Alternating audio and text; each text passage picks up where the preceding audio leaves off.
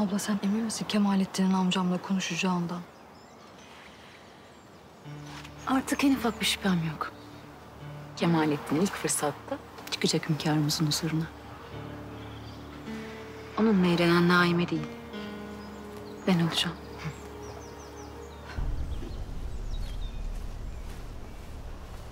Kızlarım. Yine ne konuşuyorsunuz böyle fısır fısır? Anladım. Kemalettin Efendi.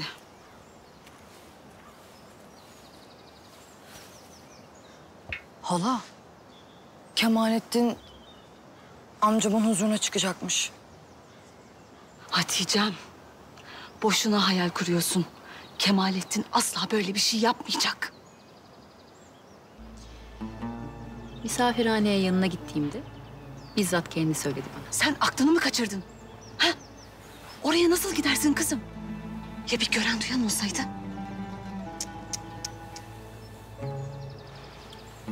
Ben her şeyi göze aldım hala.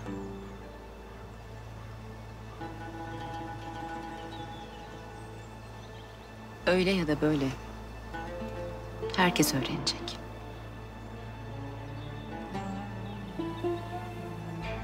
Bak kızım, bu işin sonu hiç iyi değil.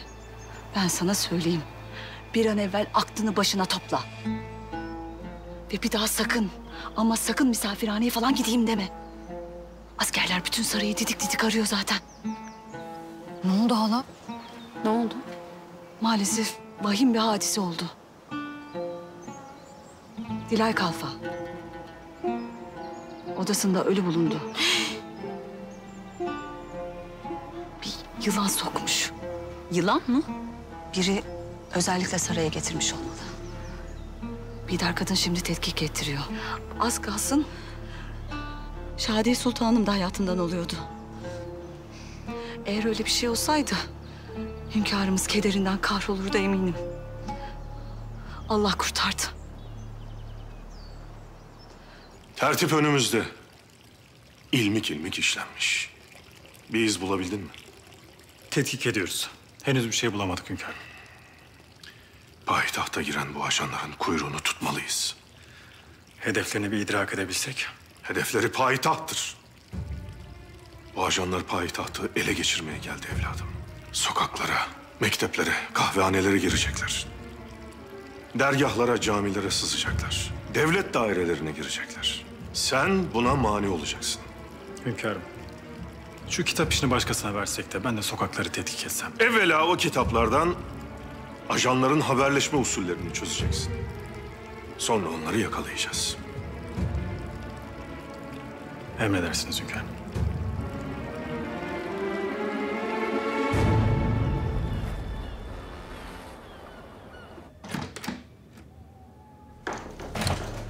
Silahı çok seviyorsun Marco. Bu olmazsa işsiz kalırım. Silahların çözemediğini akıl çözer. Demek haritaları aldın. Hepsini değil. Sadece Musul civarında birkaç yer. Gerfan dayıldı mı? Henüz değil. O adamdan öğreneceğimiz çok şey var Marco. Abdülhamid ile sıkı dostlarmış.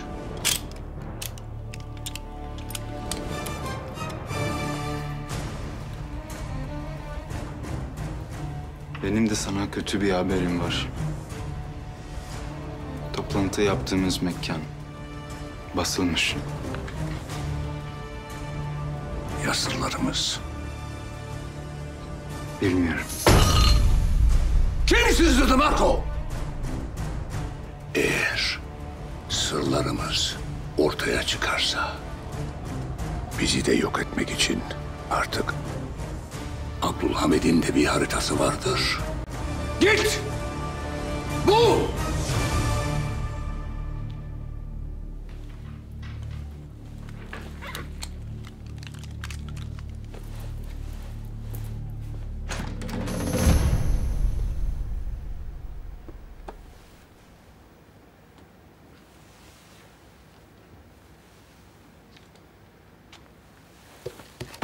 Çok çalışıyorsunuz. Affedersiniz, korkuttum mu? İçeri girdiğinizi fark etmemişim. Dedim ya, çok çalışıyorsunuz. Yazık. Hayat kısa, keyfini sürmek lazım. Ben çalışmaktan keyif alıyorum zaten. Bakın, bu 2 kitaptaki kişi ve mekanları sizin için çıkarttım. Umarım işinize yarar. Gerçi tam olarak ne aradığınızı bilseydim belki daha çok faydam dokunurdu. Söyleyemem. Devlet sırrı. Teşekkür ederim. Ben de yardımlarınız için size ufak bir armağan getirdim. Çok teşekkür ederim. Ama hiç gerek yoktu. Ben bu vazifeyi hünkârımız için yaptım. Sizin için değil. Verin o zaman geri. Şakaydı.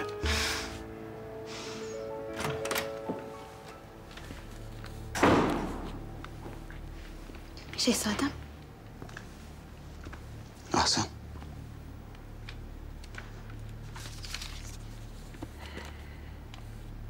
Senin ne işin var burada? Vazife üzerindeyim. Ahsen de bana yardım ediyordu. Ahsen Hanım demek istedin herhalde. Beni bilirsiniz şehzadem. Lüzumsuz resmiyetleri sevmem. Ben de vazife başında ciddiyetsiz olmasını sevmem. Şehzadem, siz benimle konuşmak için mi gelmişsiniz?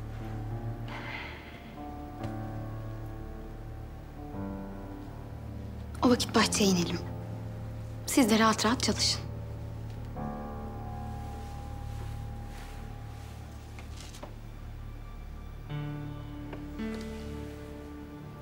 Şehzadem.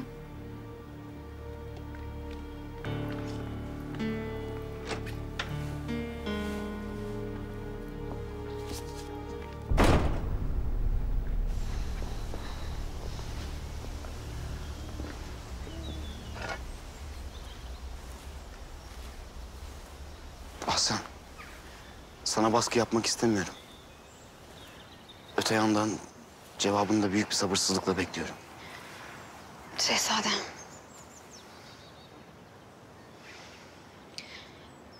Teklifiniz beni gerçekten onurlandırdı.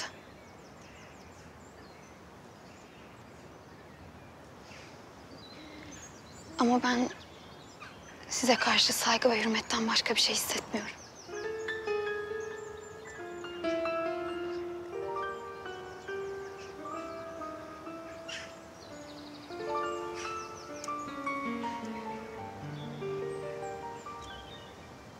Yani teklifime hayır diyorsun. Haddimi aştığımın farkındayım. Beni bağışlayın. Ama yapamam. Bu sadece kendime değil. Size de haksızlık olur. Siz hak ettiğiniz gibi sizi çok seven biriyle mutlu olmazsınız.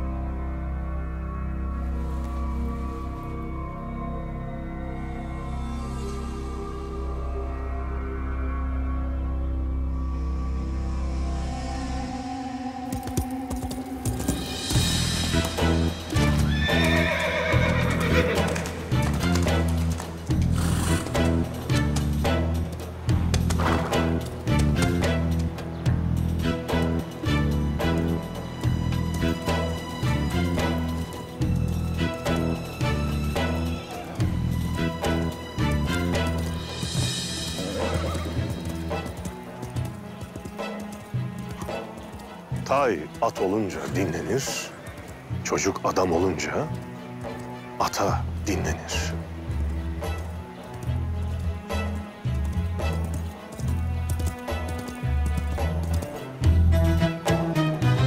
Gam köşesinde sıhhat bulunmaz. Hal nedir? Halimi anlatmak şikayet olur diye korkarım hünkârım. Elhamdülillah diyenin ettiği hiçbir kelam şikayet sayılmaz.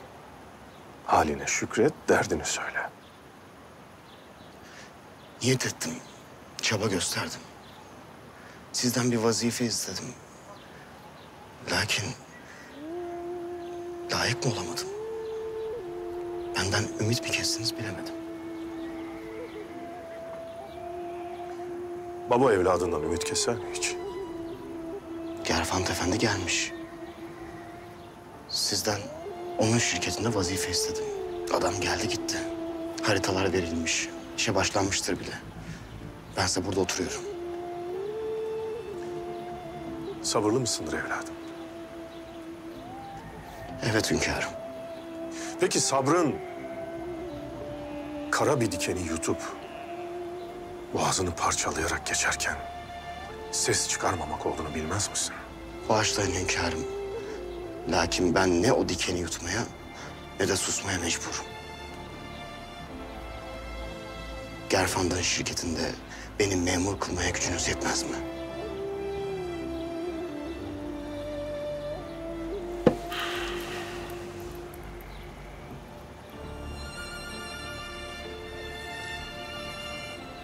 Sabrediniz evladım. Sabır bitti. Vakit doldu. Siz sözünüzü söylediniz. Ben de söyleyeceğim.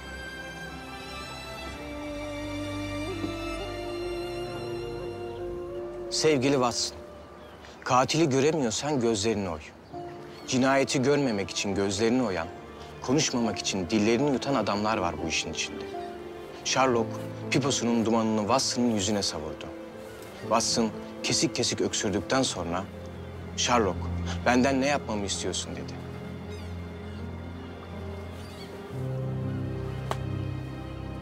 Neden durdun Söğütlü?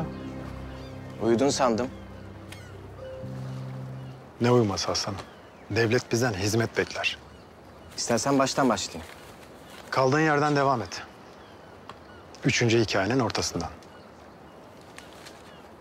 Nasıl ya? Ben okumaya başladığımdan beri sen uyumuyor muydun? Ben vazifemi dosdoğru yaparım Söğütlü. Hem dinleyip hem düşünüyorum. Allah hünkârımızın süt emdiği kadın mübarek biriymiş. Baksana, sana bile faydası olmuş. Öyledir tabii. Ben tanımadım ama hep anlatırlardı. Allah rahmet eylesin. Amin. Neyse sen devam et. Sherlock en başa dönmüştü. Watson'ın omuzlarını tutarak beni öldürebilir misin dedi.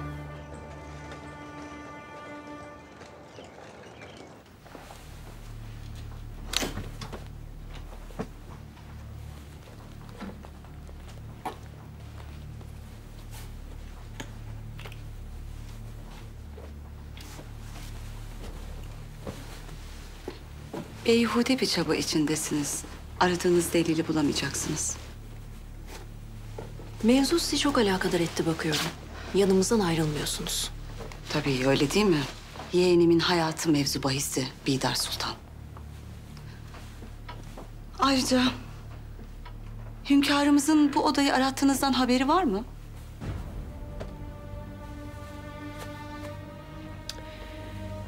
Ben hünkârımıza mevzuyla ilgili gereken alakayı göstereceğimi söyledim.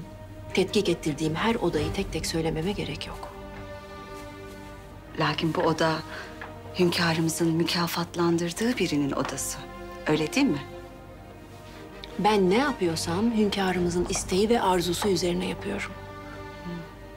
Seniha Sultan unuttuysanız hatırlatayım. Haremin mesuliyeti bendedir. O kadar çok hatırlattınız ki unutmak mümkün değil.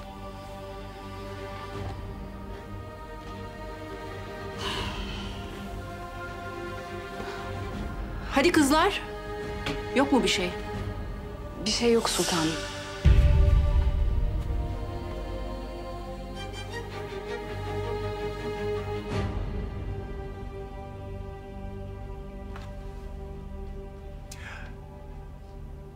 Yumurtanızı nasıl tercih ettiğinizi bilemedik.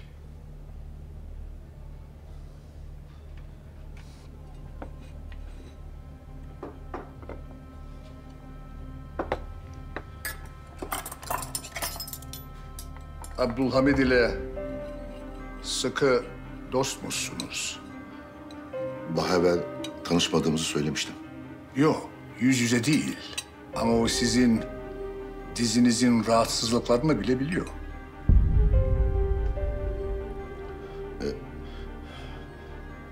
Mektuplaşıyorduk. Sultanın şehzadelik zamanından beri.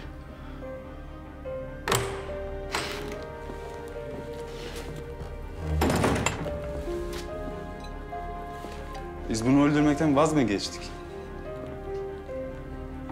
Hayır Marco.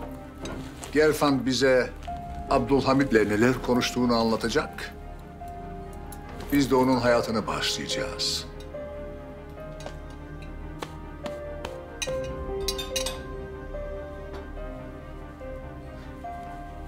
Siz ne rezil insanlarsınız.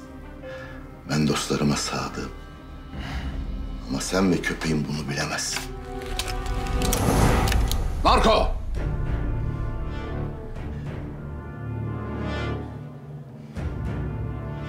Bu adam yaşamalı.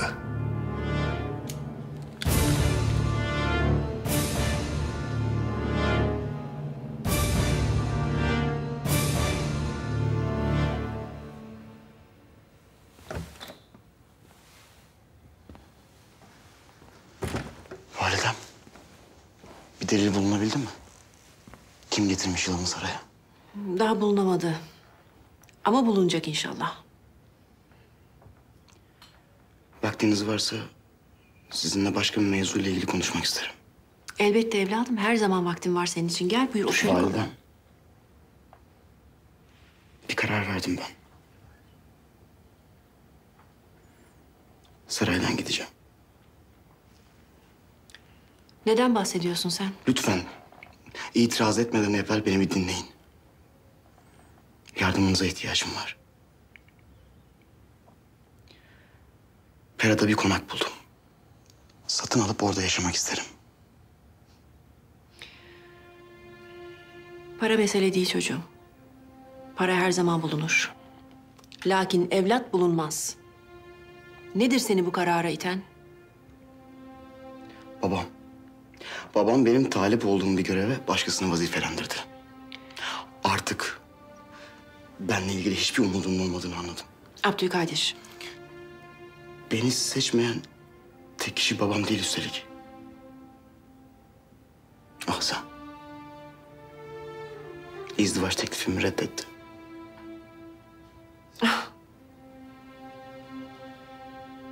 Ah sen. Bu sarayda kalmak onun için büyük bir lütufken senin izdivaç teklifini geri mi çevirdi? Burada kalmaya devam edersem kimsenin beni istemediğini düşünüp kendimden nefret edeceğim validem. Ama eğer gidersem kendime yeni bir kader çizme ihtimalim var.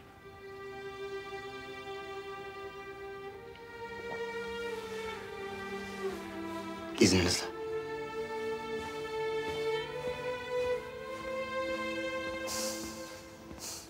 Ah sen. Toplantıdaki yağımızı kim ortaya çıkarmış olabilir? Abdülhamid'in hafiyeleri olabilir mi? Mahmut Paşa, Ersal, Karaso. Bunlardan birisi mekanı sızdırdı Marco.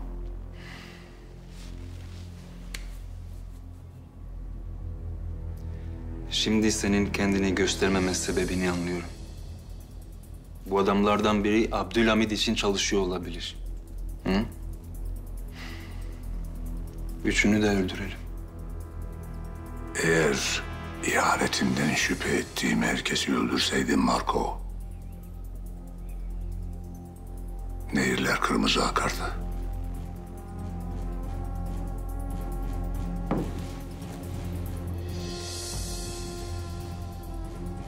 Sen şimdi git.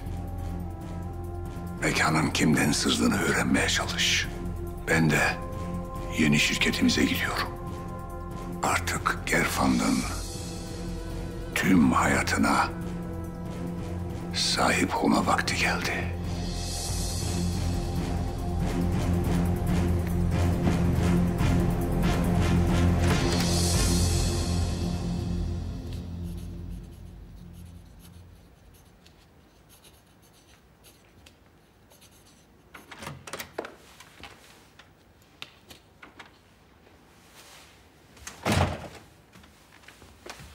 Sultanım.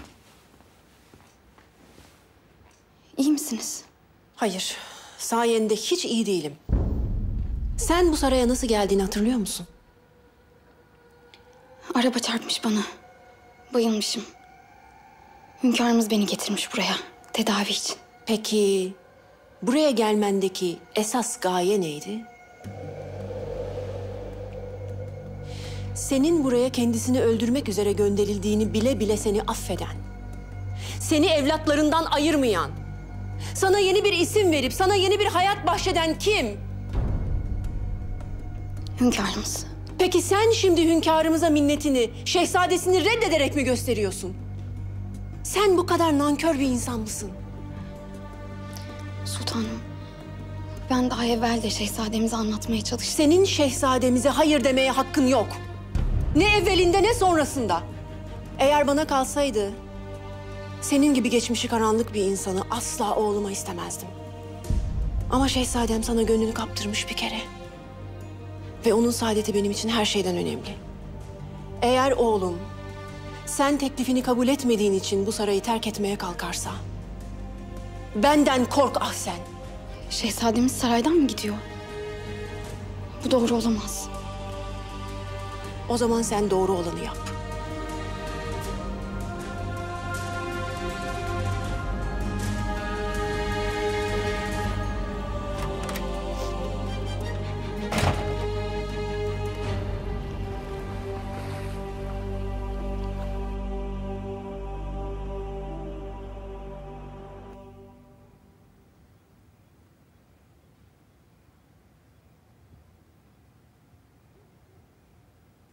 Şadiye Sultan yemeğe gelmeyecek mi babacığım?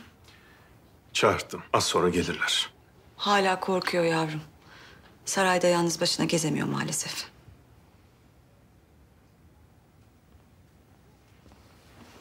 Gel kızım. Gel Sultan. Maşallah. İyi misin? Yarın seninle biraz bahçede dolaşalım mı? İster misin? İsterim babacığım. Ah güzel kızım. Hadi bakalım.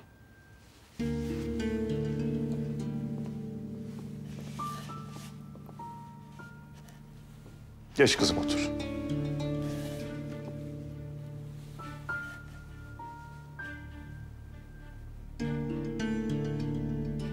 Firuze kızımızı ben davet ettim. Şadiye Sultanım onsuz yemek yemek istemezmiş.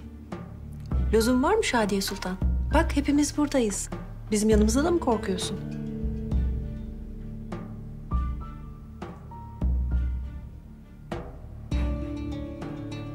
Afiyet olsun. Buyurun.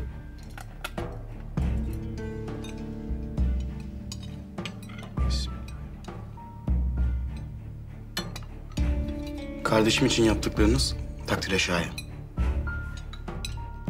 Vazifem şehzadem. Vazifem olmasa dahi sultanımıza bir şey olmasına asla müsaade etmezdim.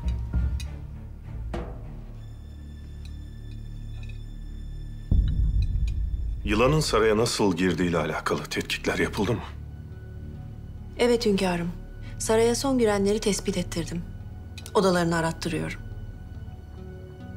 Bu listede siz de varsınız Firuze. Siz de saraya son girenlerdensiniz. Şadiye Sultan'ın gezisinde hep beraberdiniz değil mi? Evet sultanım. Sena Sultan da gezi boyunca bizimleydi. Yani Hep beraber miydiniz? Hiç canınızdan ayrılmadı mı? Hiç ayrılmadık, birlikteydik.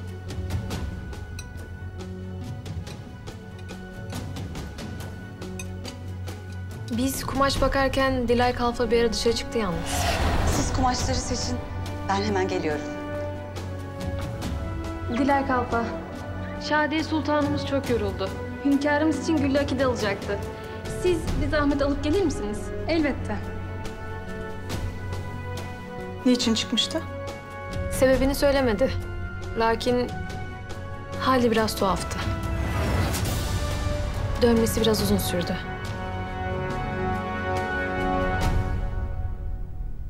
Derhal Dilay Kalfa'nın odası tetkik edilsin. Elbette.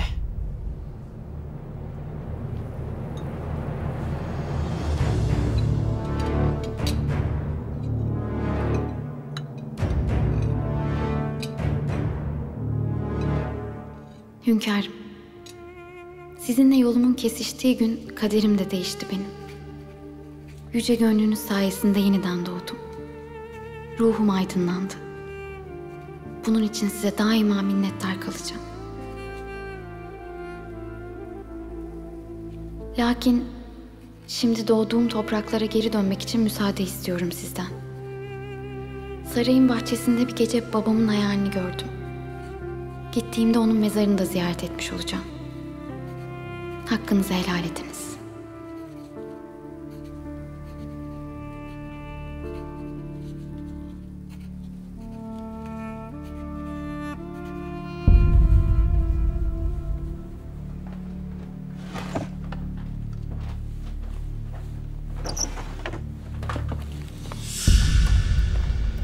Burada bir şey var.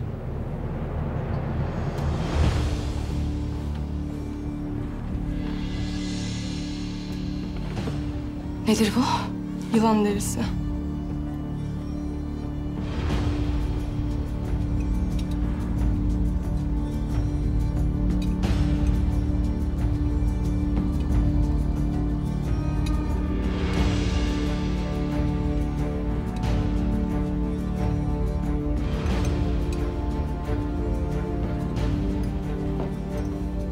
Buyur Zülfet Kalfa. Dilay Kalfa'nın odasını aradık hünkârım. Vaziyet? Bir kutunun içinde yılan derisi bulduk.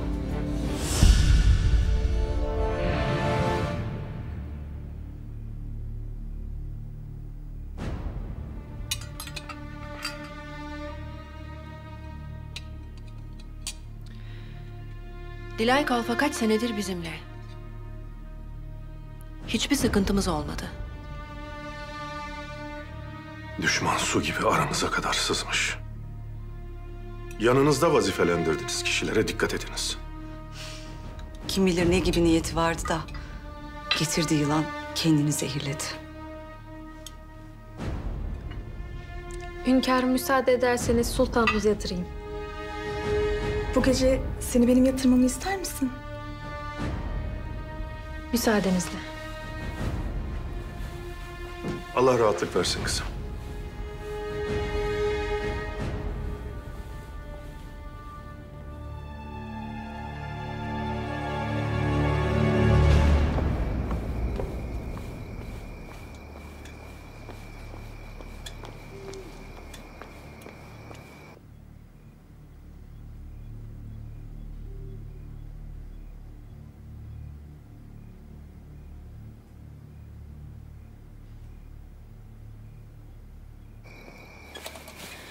Sizden yeni kitaplar almaya gelmiştim.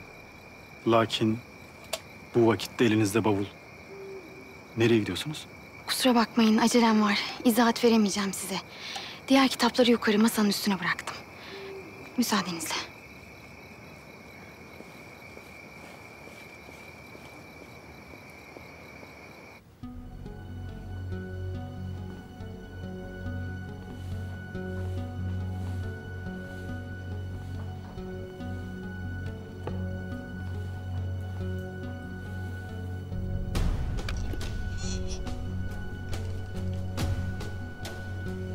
Annem, senin bir zamanlar iftiraya uğrayıp kovulduğun sarayda Ben bu gece hünkârın yemek masasına oturdum. Bu daha başlangıç güzel annem. Gün gelecek, Şehzade Abdülkadir'le evlenip bu saraya sultan olacağım. İşte o zaman bir dar kadına dünyayı zehir edeceğim. Huzurlu uyu güzel annem. Huzurlu uyu. Fatma Kalfa'nın kızı Firuze.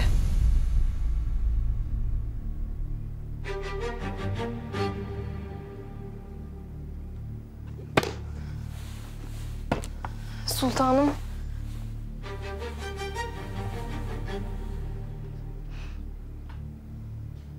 Seni Şadiye'nin yanında gördüğümde tanıdık gelmiştin. Yanılmamışım. Şimdi söyle bakalım. Annenin kovulduğu bu saraya neden geri döndün? Ben sarayda geçirdiğim günlerimi özlemiştim. Bana yalan söyleme kızım. Biliyorum. Buraya Bidar Sultan'dan intikam almak için döndün, öyle değil mi? Beni yanlış anladınız. Öyle mi? O halde doğrusunu Bidar Sultan'a anlatırsın. Yalvarırım. Annemi kovduğu gibi beni de kovar saraydan. Ona nasıl davrandığını hatırlıyorsunuz değil mi? Hırsızlıkla suçlayıp yalvardığı halde dinlemediğini hatırlıyorsunuz değil mi? O iftira yüzünden hastalandı benim annem. Kısa bir vakit sonra da öldü. Sultanım, izin verin hiç değilse bu sarayda geçirdiğim günlerimi hatırlayıp biraz olsun avunayım. Senin derdin avunmak falan değil kızım. Siz de benim gibi bir der kadını sevmiyorsunuz. Onun çok zalim kadın olduğunu siz de iyi biliyorsunuz.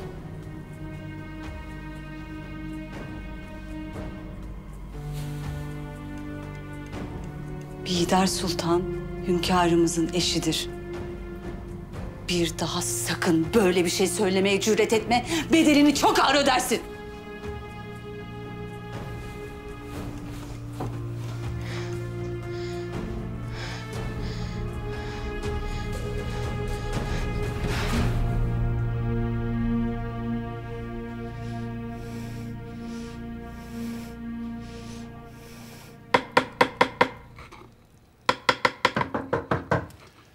Gel.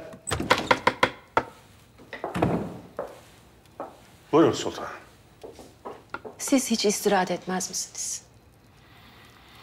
Bu saate geldiğinize göre mesele mühim. Evet mühim. Oğlumuz Abdülkadir Ne olmuş Abdülkadir'e? saraydan ayrılmaya karar vermiş. Kendisine sabretmesini söylemiştim. Şirkette vazifesi hazır olacaktı. Eminim. Lakin kendisi Pera'da bir konak bulmuş. Satın almak için benden para istedi. Ben elimden gelen her şeyi yapıyorum.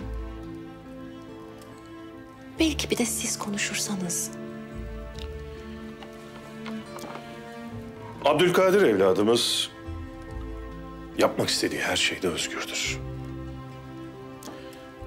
Lakin siz yine de acele etmemesini söyleyiniz.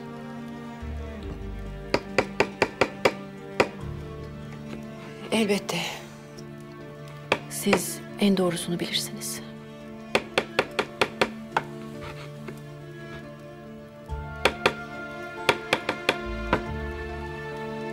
Abdülkadir bu sarayda kendisine hiç kıymet verilmediğini düşünüyor. Hünkârım biz nerede yanlış yaptık? Evlat, bu cihandaki en büyük imtihandır. Bidar kadın.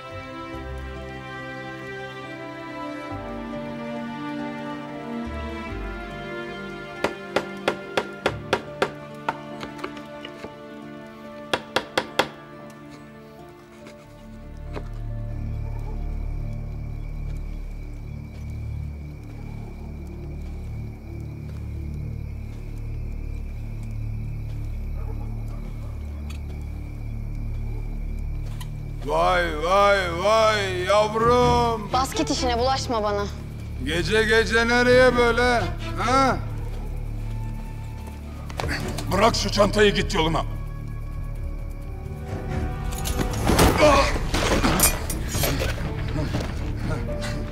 Yardım edelim mi? Lüzumu yok.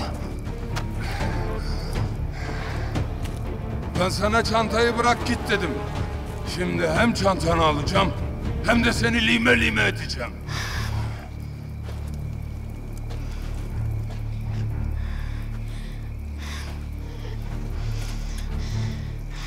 Kasap mısın ulan sen? Bak lan işine. Almayayım senin de canını. Kes lan tatavayı! Aslan Hanım, siz de lütfen şöyle arkama geçin. O bıçağı da lütfen çantanıza koyun. Böyle çok tehlikeli gözüküyorsunuz. Adamlarda bıçak var al. Sen beni el aleme madara mı edeceksin? Sonra ardımdan ne derler biliyor musun? Murat Efendi'nin bileği 3-5 tane zibidiye yetmedi, bıçak çekti. Lütfen koyun çantaya.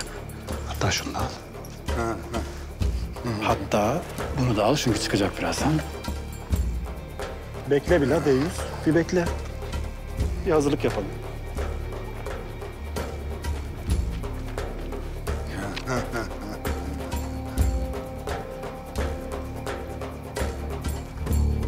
Heh, gel bakayım şimdi.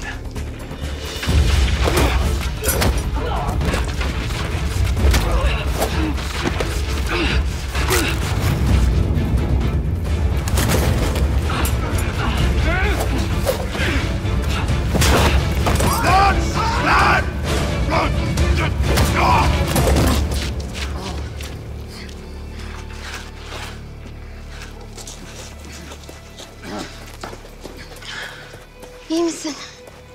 İyiyim iyi. Çok teşekkür ederim. Ama benim gitmem lazım. Senin gelmene lüzum yok. Aslan Hanım, bakın bu Deyyuslardan payitahta çoktur. Peşinize çıkar. Arzu ederseniz saraya dönelim. Hayır. O zaman gideceğiniz yere kadar size eşlik edeyim. Bakın, gideceğiniz yere kadar beraber gideceğiz. Peki. Ama asla sual sormak yok. Tamam. Yolculuk nereye? Uzağa. Çok uzağa. Araba falan mı tutsaydık acaba? Yok. Gemiyle gideceğim. Şimdi bir arkadaşıma gidiyorum. Yarın sabah da limana gideceğim. Gemiyle gideceğinize göre yolculuk epey uzun olmalı. Tamam, soru yok. Alayım onu ben. Buyurun.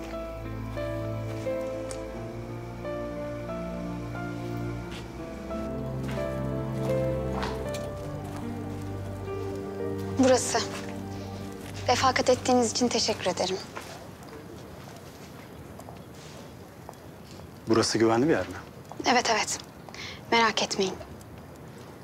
Tanıdığım iyi bir aile yaşıyor burada. Tamam o halde.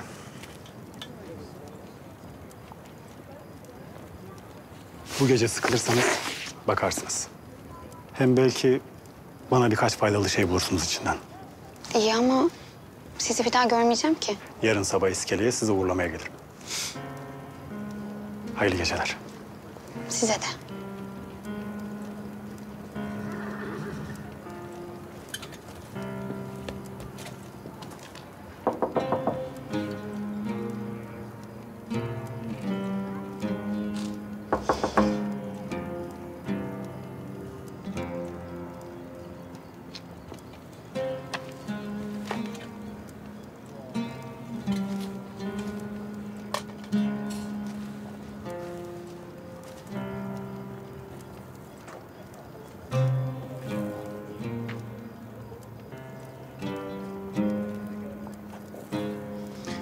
Rahmetli Ömer senin için ekmişti o çiçeği.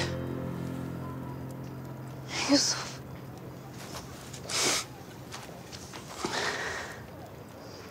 Çok üzülmüş olmalısın. O benim hayattaki en büyük dostumdu. Kardeşten bile öteydi.